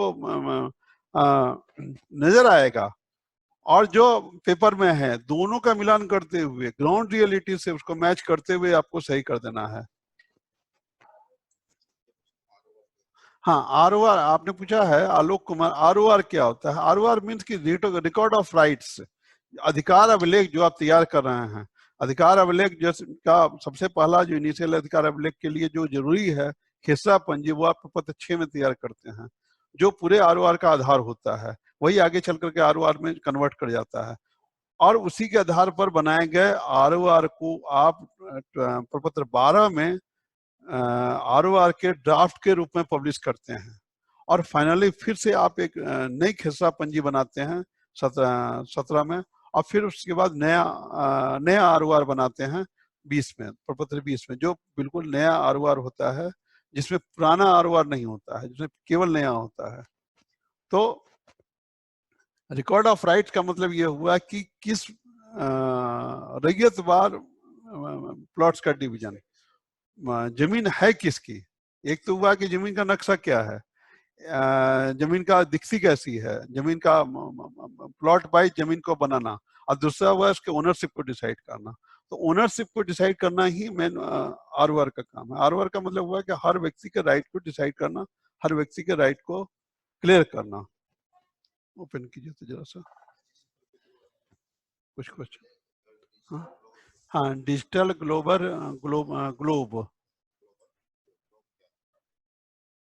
डिजिटल ग्लोब का मीन्स सर्वे से रिलेटेड नहीं है, लेकिन ये अभी के समय में जो पूरे वर्ल्ड में जो GIS का काम और डिजिटल फॉर्म में मैप को बनाने का काम और पूरे को डिजिटल प्लेटफॉर्म पर लाने का जो काम किया जा रहा है, आप देखते होंगे कि गूगल मैप के थ्रू आपका पूरी दुनिया जो है आपके मोबाइल पर अवेलेबल है। ये क्या है, ये डिजिटल ग्लोब ही एक बार से इसको कहा जाएगा। इसी टेक्निक में और भी मॉडिफिकेशन करते हुए डिफरेंट एंगल्स पर अधिक से अधिक एक्यूरेसी को प्राप्त करने का प्रयास किया जा रहा है। जैसे हम सैटेलाइट इमेज के थ्रू हमने शुरुआत की, हम सैटेलाइट इमेज लिए, उसकी एक्यूरेसी को बढ़ाने के लिए हमने एरियल सर्वे कराया, उसकी एक्यूरेसी को बढ़ाने के लिए हम ड्रोन से करा रहे हैं, और उसके भी एक्यूरेसी को और ज्यादा वेरीफाई करने के लिए हम जो है ग्राउंड पर ETS और DGPS की सहायता लेते हैं। किसी भी स्थान का, किसी भी जगह की अक्षांश देशांतर जो होते हैं, लॉन्गिट्यूड लैटिट्यूड चेंज नहीं होता है। तो जब हम किसी स्थान का एकदम परफेक्ट लॉन्गिट्यूड लैटिट्यूड निकाल लेंगे और उस हिसाब से जब एक बार मैप तैयार करेंगे तो वो चेंज नहीं होगा। तो इस एक्यूरेसी को किस लेवल तक हम ले जा सकते हैं, यही अभी के टेक्नोलॉजी में हो रहा है। जैसे जैसे टेक्नोलॉजी इनकॉर्पोरेट होती जा रही है, वैसे वैसे हम लोगों के एक्यूरेसी बढ़ती जा रही है और अपडेशन का काम आसान होता जा रहा है। दोनों चीजें में सुविधाएं मिल रही है, updation, creation of record, updation of record and accuracy of the record. ये तीनों चीजें जो हैं वो बिल्कुल साइमल्टेनियसली साथ साथ चल रही हैं, और ये सब संभव हो पा रहा है सिर्फ टेक्नोलॉजी के इन्वॉल्वमेंट के चलते, जो पिछले सर्वे में नहीं था। पिछले सर्वे की सारी प्रक्रिया में बेसिकली सारा सब कुछ इसी बात पर निर्भर था कि मैप कैसे बनेगा, उसकी एक्यूरेसी कितनी भी मैनुअल प्रोसेस में कितना भी एक्यूरेसी करके बनाया जाता था, लेकिन उसमें कहीं ना कहीं कोई ना कोई त्रुटि रही जाती थी। तो इसलिए अभी के समय में एक्यूरेसी ऑफ मैप ज्यादा है। यहाँ पर हम ये नहीं कर सकते हैं कि 2 लाइन छोड़ दिए, जैसे मैंने आप लोग बोला ना यूनिक बाउंड्री का निर्धारण, किसी भी गांव के यूनिक बाउंड्री को निर्धारित जब तक नहीं करेंगे आपको एक्यूरेसी नहीं आएगी।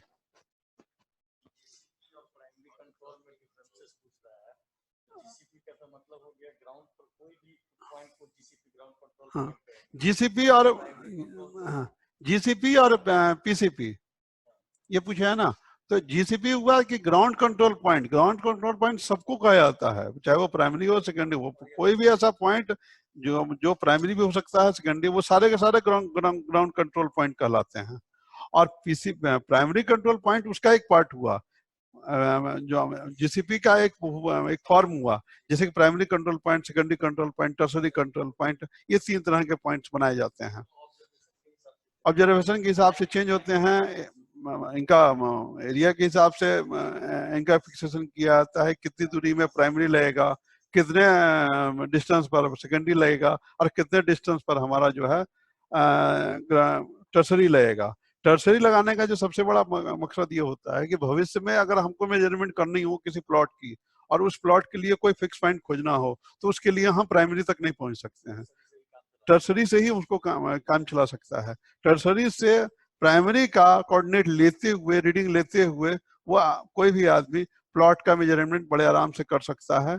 अगर टर्सरी नहीं लगाया जाएगा तो मेजरमेंट करने के लिए उसको कोई ऐसा पॉइंट गांव में नहीं मिलेगा जिस पर ये आधार जान सके कि किस पॉइंट से हमको कहां से कहां तक मिलाना है।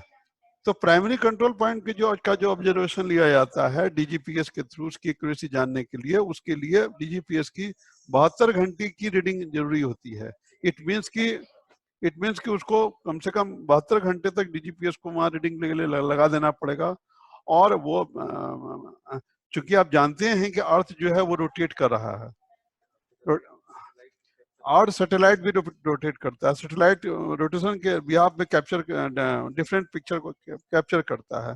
तो उन सब को एडजस्टमेंट करने के लिए जो एक्यूरेसी के बाद जो एक्यूरेसी लाने के लिए जो समय चाहिए वो 72 घंटे का चाहिए। सेकेंडरी पॉइंट का सेकेंडरी के लिए भी कम से कम 4 घंटे का चाहिए रीडिंग चाहिए सेकेंडरी को वेरीफाई करने के लिए, और टर्सरी को करने के लिए कम से कम 45 मिनट की रीडिंग। ये नहीं होता है कि हम मोन्यूमेंटेशन कई बार डीजीपीएस अगर लगाए अब 5 मिनट में लगा करके आपको रीडिंग दे दिया तो उस रीडिंग की कोई मतलब नहीं है। 45 मिनट के वो भी related to primary control point. Primary control point से रिलेशन बैठाते हुए तभी होगा। आपने पूछा है कि सर्वे में सिर्फ गांव का ही आरओआर बनेगा, शहर का नहीं बने। शहर का मैंने बार बार बताया कि नोटिफाइड एरिया का अभी नहीं होना है सर्वे, अभी सिर्फ रूरल एरिया का ही होना है। अभी जो आपने बताया था कि राज्य सरकार द्वारा 38 जिला की जो अधिसूचना जारी की गई है उसमें सिर्फ ग्रामीण क्षेत्र की गई है, शहरी क्षेत्रों की नहीं की गई है। आपने पूछा है कि किश्तवाड़ और खानापुर की प्रक्रिया के पूर्ण होने के बाद हवाई सर्वेक्षण एजेंसी का क्या काम दायित्व रहता है। तो किश्तवाड़ खानापुरी के बाद मैंने आपको बताया कि एजुकेशन में जो भी ऑर्डर पारित किए गए उसमें जो भी करेक्शन किए जाएंगे, करेक्शन के बारे में जो भी ऑर्डर दिए जाएंगे कि जैसे किसी रैयत के द्वारा दिया गया कि साहब हमारा ये प्लॉट में ये मैप में गलती है इसको करेक्शन किया जाए, और हमारे एएसओ कानून के द्वारा उसमें ऑर्डर पारित किया गया कि हाँ इनका दावा सही है, इसके आलोक में ये सुधार की कार्रवाई की जाए, तो वो एजेंसी के द्वारा उस ऑर्डर का अप्लाई करते हुए उसके हिसाब से मैप को एक्यूरेट करना है। मतलब ये कि किश्तवाड़ खानापुरी खत्म होने के बाद जब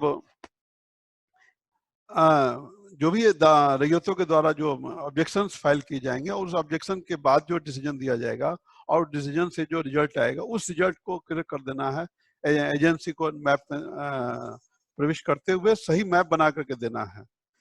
फाइनल मैप के समय में कोई ऐसी ऑब्जेक्शन नहीं छूटे जो रैयत के द्वारा दिया गया हो उसका करेक्शन एजेंसी के द्वारा नहीं किया गया हो।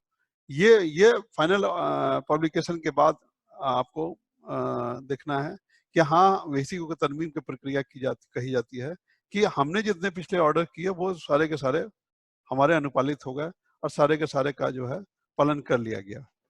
आपने दिया है कि आवासीय क्षेत्र का प्लॉट्स 1:1000 रेशियो है, इसका क्या तात्पर्य है?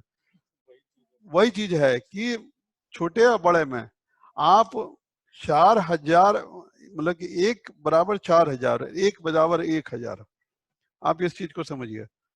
नक्शे पर देखने के लिए किसी भी चीज को अगर हम कहेंगे कि जो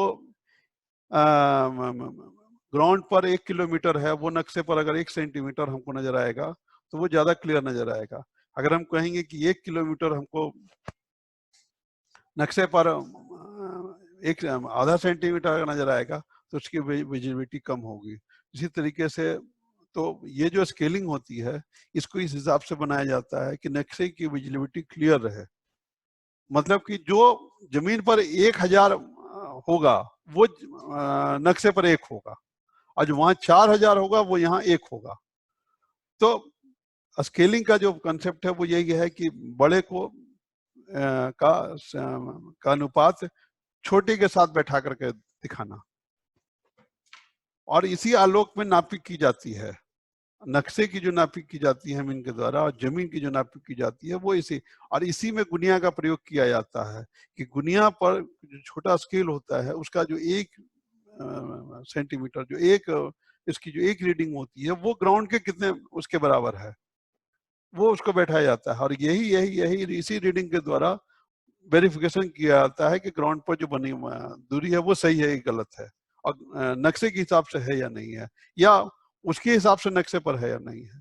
तो दोनों को क्रॉसपॉन्डिंग जो चेक किया जाता है वो इसी स्केलिंग के थ्रू ही किया जाता है। जब तक उसको स्केल क्लियर नहीं होगा तब तक कोई भी आदमी सही सही नापी नहीं कर सकता है कि ग्राउंड और नक्शे का क्रॉसपॉन्डिंग सही है या नहीं है। जो नक्शा, हर एक नक्शा जो दिखता है आपको, जितने भी मैप दिखते हैं वो सारे के सारे स्केल पर बने हुए नहीं होते हैं। नजरी नक्शा जो बनाया जाता है वो स्केल पर नहीं बनाया जाता है। नजरी नक्शा का मतलब कि नजर से हमने जो देखा, जो हमने नजर से देखा वो एक ग्राफ खींच दिया।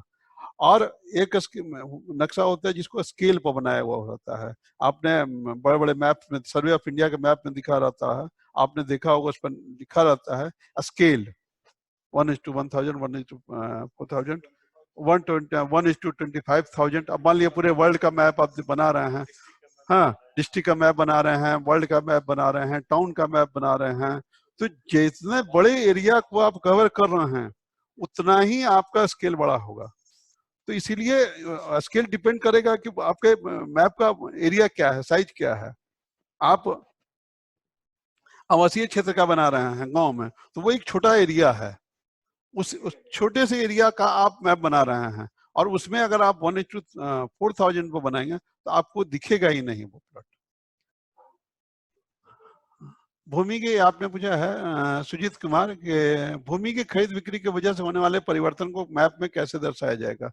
तो आपको वो आपके समय तक जो खरीद बिक्री हुई रहेगी आपको उसको दिखाना है, आपको करेंटली उसमें नहीं जाना है। आपके द्वारा जो मैप बनाया जाएगा वो एक सर्टेन डेट तक बनाया जाएगा, उसके बाद जो भी अपडेशन होगा वो ऑटोमेटिक होगा एजेंसी के द्वारा सॉफ्टवेयर के माध्यम से। और जो भी लैंड रिलेटेड कागज होंगे, डॉक्यूमेंट, उनके आधार पर वो अपने आप उसमें अपडेशन किया जाएगा, न कि आपको साथ साथ करना है। आप ऐसा नहीं होगा कि आप सर्वे कर रहे हैं और रोज आपके पास पेपर आ रहे हैं जमीन खरीद बिक्री के और रोज आप उसके हिसाब से आप चेंज कर रहे हैं, ऐसा नहीं होता है।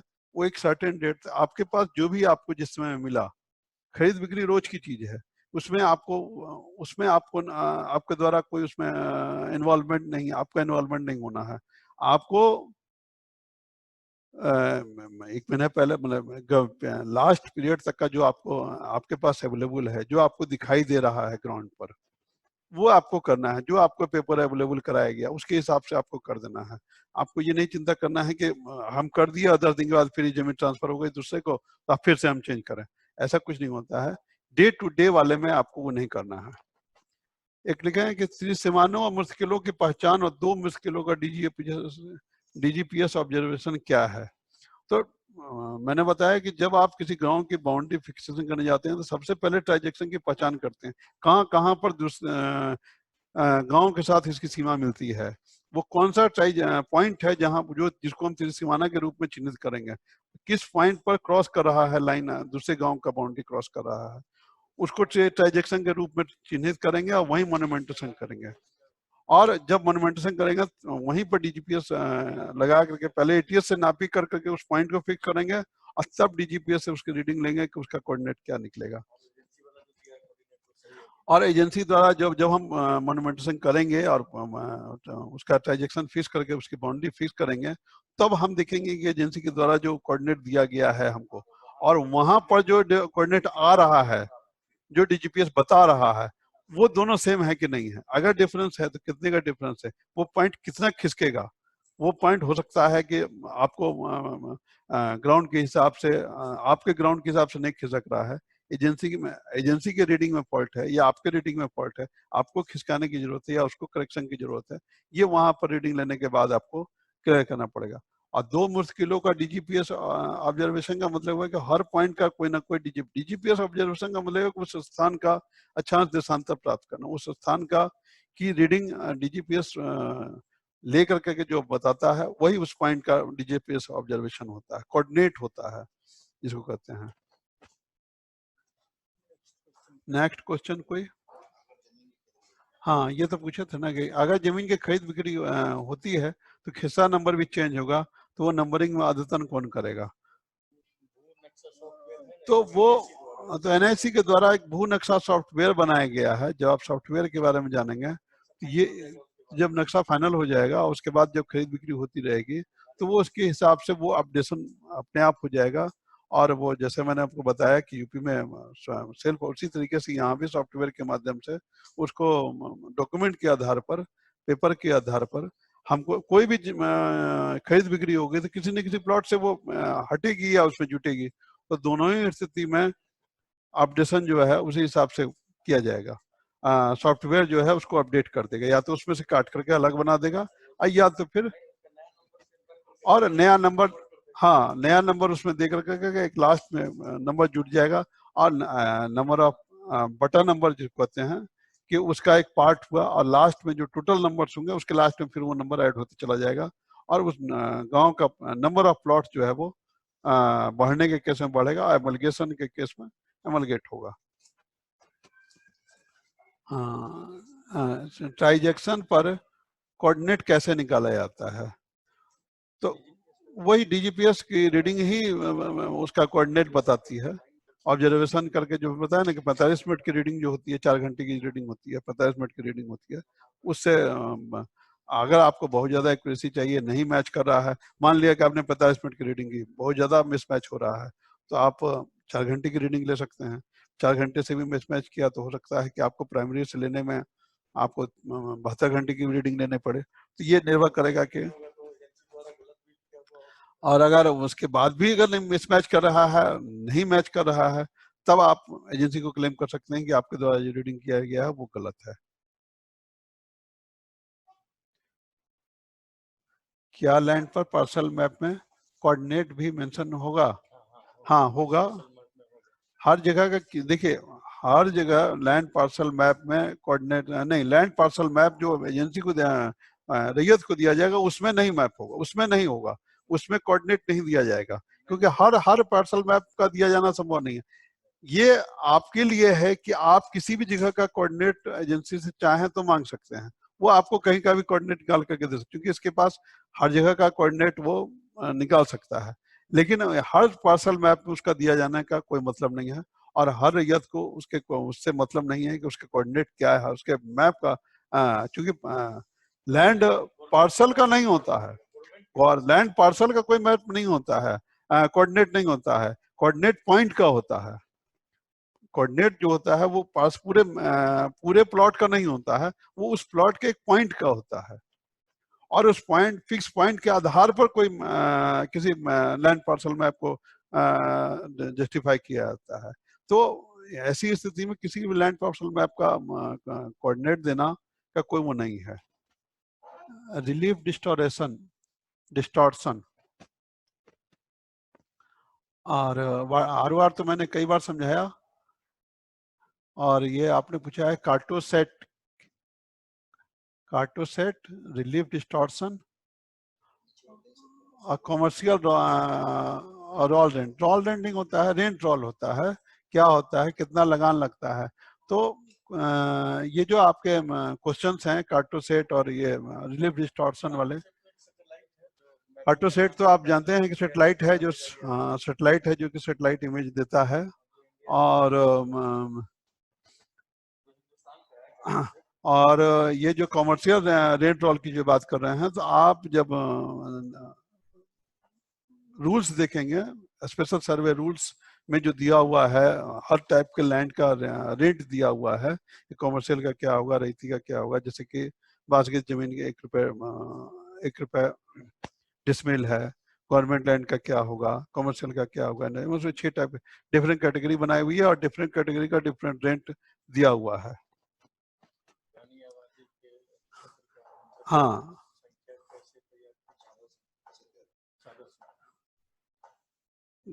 ये आपने पूछा है कि ये घनी आबादी क्षेत्र का चादर संख्या, घनी आबादी क्षेत्र का चादर संख्या का मतलब ये हुआ कि उसका मैप अलग बनेगा, जितने चादर बनेंगे उस हिसाब से नंबर दिया जाएगा, स्केल अलग हो जाएगा। तो मान लिया किसी गांव का नक्शा 2 चादर में बना, तो चादर 1 चादर 2 दिया जाएगा। हाँ, और दोनों के स्केलिंग मान लिया अलग अलग है, तो ठीक हो सकता है कि सेम स्केल पर बनाया गया नक्शा कई चादर में विभक्त हो। एग्रीकल्चर एरिया का किसी गांव का आपको 10-10 चादर में पुराना सर्वे का मैप मिलेगा, बहुत बड़े रकबा जिसका बहुत ज्यादा है, जिस गांव का 10,000 एकड़ का रकबा है, हो सकता है कि वो मैप आपको जो है 15-15 चादर में मिले। तो ये चादर की संख्या डिपेंड करती है गांव के एरिया के ऊपर, उसका एरिया क्या है। और रही बात घनी आबादी का, तो उसका चादर, उसकी चादर जो अलग बनेगी तो उसका नंबर अलग दिया जाएगा, जिसका एक स्केल अलग होगा।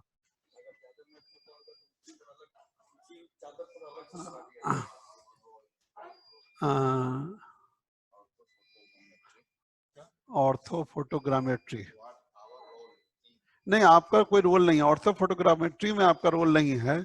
यहाँ पर आपको मैप प्रोसेसिंग के टेक्निकलिटी में बहुत डीप में नहीं जाना है, क्योंकि मैप बनाने के काम में आपको कुछ करना ही नहीं है। मैप कंप्लीट बना करके देना एजेंसी का काम है। मैप कैसे बना, इसकी प्रक्रिया आपको सिर्फ इसलिए बताई गई है कि आप उसके टेक्निकल पहलू को समझ सकें। आपको करना नहीं है वो काम। आपको मैप बनाने वाला काम नहीं करना है कि सेटेलाइट से कैसे आपने इमेज लिया, या हाई रेजोल्यूशन सेटेलाइट से इमेज से ही जो मैप अभी बनाना है, उसमें आपको नहीं सोचना है कि कैसे वो बनेगा, वो एजेंसी को सोचना है। आपको रेडीमेड, आपको उसको वेरीफाई करना है, आपको उसको ग्राउंड रियलिटी से मिलाना है।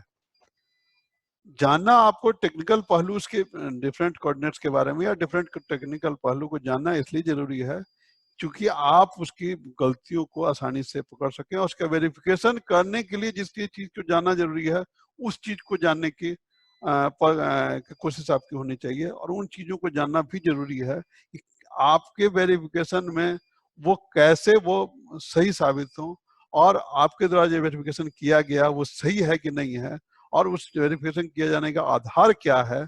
इसलिए आपको प्रोसेस जानना जरूरी है। मैप में पंजा और दहला क्या होता है? तो पंजा और दहला जो है, ये पहले के सर्वे में यूज होता था, जिस समय में मैनुअल सर्वे कराया जाता था। और ये जो है, इसमें जब नापी की जाती थी चेन और जरीब के द्वारा, तो 5 जरीब नापा गया, तो एक वहां पर जो है जमीन पर एक खोद करके एक निशान बना दिया गया, और फिर नक्शा में निशान दे दिया गया। उसी तरीके से 10 जरीब नापा गया, तो 10 जरीब के बाद फिर एक निशान दे दिया गया।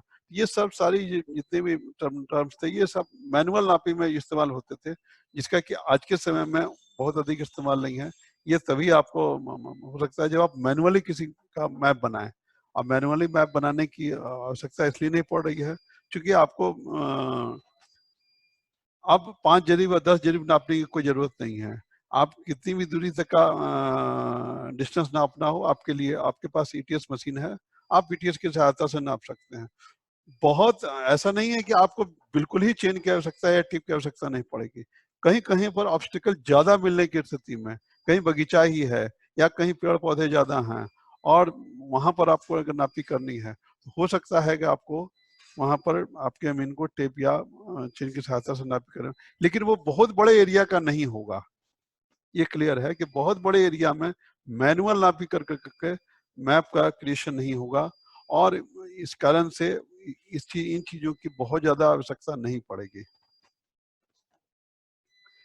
ये जो आपने पूछा है कि हवाई फोटोग्राफी और HRSI का मिश्रण क्या है? मिश्रण नहीं है, ये दोनों अलग अलग चीजें हैं। हवाई फोटोग्राफी अलग चीज है।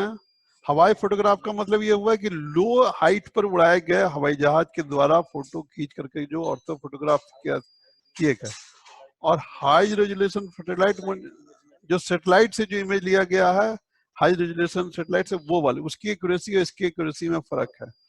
दोनों एक्यूरेसी सेम नहीं होती है। GIS ज्योग्राफिकल इंफॉर्मेशन सिस्टम होता है, जिसका कि अभी पूरे दुनिया में व्यापक प्रयोग किया जा रहा है। हर एक इंफॉर्मेशन को लेयर में बांट करके उस स्पेसिफिक इंफॉर्मेशन का डाटा तैयार करना, यही काम आपके द्वारा भी किया जाएगा जब प्रपत्र 6 बनाया जाएगा। ये इसका सबसे व्यापक प्रयोग आप देखेंगे GIS का, जब हम प्रपत्र 6 बनाएंगे तो प्रपत्र 6 में एक कॉलम है भौतिक विवरणी का। उस भौतिक विवरणी का मतलब ये हुआ कि आपके अमीन के द्वारा फील्ड सर्वे के क्रम में प्लॉट पर जो भी स्पेसिफिक स्ट्रक्चर्स नजर आएंगे, चाहे वो टावर हो, चाहे वो बिल्डिंग हो, कुआं हो, किसी तरह का कोई स्पेसिफिक नदी हो, तालाब हो, वो सारे फीचर्स को खाली नोट कर लेगा और नोट कर करके उसको दे देगा एजेंसी को, और उस एजेंसी वाले उसको इंकॉर्पोरेट करेंगे अपने जीआईएस लेयर में। इट मीन्स कि सॉफ्ट कॉपी पर सारे लेयर नजर आएंगे, लेकिन रियल मैप की जो हार्ड कॉपी होगी उसमें एक लिमिटेड भी नजर आएंगे, एक लिमिटेड चीजें ही नजर आएंगी जो पहले होती थी, जैसे कुआं है, मंदिर है, तो वो एक लिमिटेड चीज। लेकिन जब हम सॉफ्ट कॉपी में सारे लेयर्स को डाल सकेंगे, और सारे लेयर्स को डालने का नतीजा ये हुआ कि बाद में जब हम सर्च करेंगे कि साहब आप हमको बताइए कि स्कूल्स की संख्या कितनी है पूरे गांव में, पूरे बिहार में, तो वो हमारा जीआईएस लेयर से निकल करके आएगा, और पूरे बिहार के या हमारा कितने तालाब हैं, तो पूरे लिस्ट का सर्च कर करके एक बार में मालूम पड़ जाएगा कि पूरे बिहार में कितने तालाब हैं, कितने कुआं हैं, कितना ट्यूबवेल है। तो अगर जितना अधिक फीचर हम उसमें उसके सॉफ्ट कॉपी में इनकॉर्पोरेट रहेगा, उतना ही अधिक हमारा जो है इंफॉर्मेशन सिस्टम मजबूत होगा। और जरूरी नहीं है कि हार्ड कॉपी पर एक लिमिट संख्या में ही फीचरों को दिखाया जाता है, जो विजिबल हो और जो स्पष्ट हो सके, जो इम्पोर्टेंट हो। आपने पूछा है कि थर्ड पार्टी एजेंसी जो है उसका, उनके ऑफिस को हेड कौन करेगा और उसका कंसिल हमसे किस प्रकार हो, कंसल्ट किस प्रकार हो। थर्ड पार्टी एजेंसी जो आपकी एरिया सर्वे एजेंसी है, उसका स्टेट हेड ऑफिस आपके यहाँ गुलजारबाग में है, और इनका स्टेट इनके जो स्टेट प्रोजेक्ट मैनेजर होते हैं, डिस्ट्रिक्ट प्रोजेक्ट मैनेजर होते हैं, इनका अपना कंट्रोलिंग सिस्टम है, अपना स्टाफ का पैटर्न है। उनके स्टाफिंग के कंट्रोलिंग पर आपको काम नहीं करना है, आपको उनके एबिलिटी से काम करना है, और आपको ये आपका ये कर्तव्य है कि आपको जो भी रिसोर्सेज चाहिए, जो भी पर्सन वाइज सपोर्ट चाहिए, वो आपको मिल रहा है कि नहीं मिल रहा है, वो उनका इनर पर्सनल मैनेजमेंट क्या है, इससे बहुत अधिक आपको ताल्लुक नहीं है। आपको अपना काम, आपको जो सपोर्ट चाहिए वो मिल रहा है कि नहीं मिल रहा है, और आपको जो सर्विसेज उनके द्वारा दी जानी है वो प्रॉपर ढंग से दी जा रही है नहीं दी जा रही है। अगर ट्रांजैक्शन फिक्स करने वाली जगह पर कोई ट्री या कोई ऑब्स्टिकल हो तो कैसे रिमूव करेंगे? ऑब्स्टिकल को किसी को भी रिमूव नहीं करना है। हो सकता है कि कोई ट्रांजैक्शन आपको नदी के बीच में मिल जाए, आप कहिएगा वहां हम वो कैसे मॉन्यूमेंट कैसे करेंगे, तो उसके सिमिलर एक लाइन खींचते हुए जो हम लोग ट्रांजैक्शन बताएंगे, जब हम लोग बाउंड्री वेरिफिकेशन का काम बताएंगे, तो उसमें मैं बताएंगे कि कैसे हम लोग इस तरह के जगहों पर ट्रांजैक्शन को फिक्स करेंगे और उनकी रीडिंग कैसे लेंगे। उसके पैरेलल एक लाइन खींचते हुए, एक पॉइंट को बनाते हुए, और वहां पर ये हमको लिखना पड़ेगा कि ये इस जगह का कंट्रोल पॉइंट है, या रियल कंट्रोल पॉइंट से इसकी दूरी क्या है। रियल कंट्रोल पॉइंट कहीं और होगा और मॉन्यूमेंटेशन कहीं और होगा। ये निर्भर करेगा कि किस तरह का ऑब्स्टिकल मिलता है।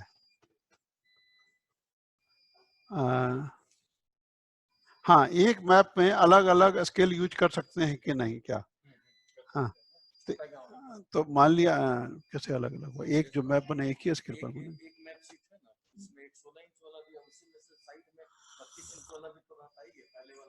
किसी मैप में मान लिया कि कोई गांव का मैप बना, उसमें एग्रीकल्चर का मैप बना, और छोटा सा एक पार्ट है, रेजिडेंशियल का पार्ट है, जो बहुत बड़ा गांव नहीं है, और छोटा सा गांव भी छोटा सा है, उसका रेजिडेंशियल पार्ट भी छोटा ही सा है, तो उसी के कॉर्नर में एक मैप बना करके उसमें इंकॉर्पोरेट कर दिया जाता है। दोनों में एक मिक्सअप नहीं होता है, और उसका स्केल बगल में लिख दिया जाता है। मान लिया कि 50 घर का गांव है, 85 प्लॉट, उसमें मुश्किल से 60-70 प्लॉट हैं, और पूरे गांव में 150 प्लॉट हैं, और तो 50 गांव का एक अलग, उसी मैप के कॉर्नर पर एक छोटा मैप बना दिया गया, 50 प्लॉट उसमें दिखा दिए गए, और बाकी जो 100 प्लॉट हैं वो अलग से ऊपर में दिखा दिए गए, और दोनों का स्केल दोनों के बगल में लिख दिया गया 1:4000, 1:1000।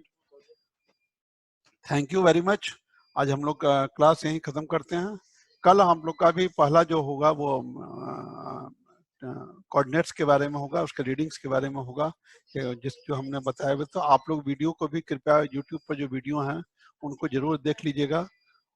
उसमें एक मैप मेकिंग प्रोसेस का एक वीडियो है, सर्वे, स्पेशल सर्वे मैप मेकिंग प्रोसेस का 1 घंटे से ऊपर का वीडियो है, उसको जरूर देख लीजिएगा। और उसको देखिएगा। उसके बाद कल हम लोग क्लियर करेंगे। और ETS DGPS को भी अगर आप लोग नहीं देखे होंगे तो हम लोग थ्रू वीडियो आप लोग को दिखाने का प्रयास करेंगे और उसके फंक्शनिंग को भी समझाएंगे कि कैसे फंक्शन करता है और बेसिक क्या क्या चीज़ का ध्यान उसमें हम लोग को रखना है और